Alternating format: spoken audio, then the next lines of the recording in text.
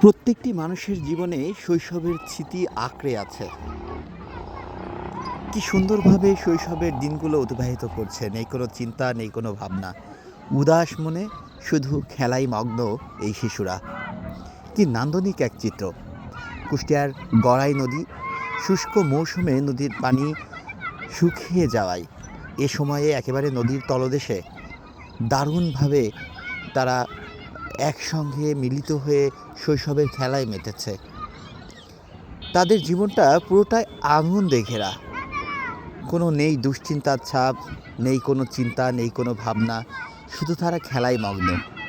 কি দারুণ শৈশব! আসলেও এরকম সময় যদি সবসময় আমরা অতিবাহিত করতে পারতাম, তাহলে ব্যাপারটা কতই আনন্দের। তবে প্রকৃতির নিয়ম কখনোই শৈশবকে বেঁধে রাখতে পারে না।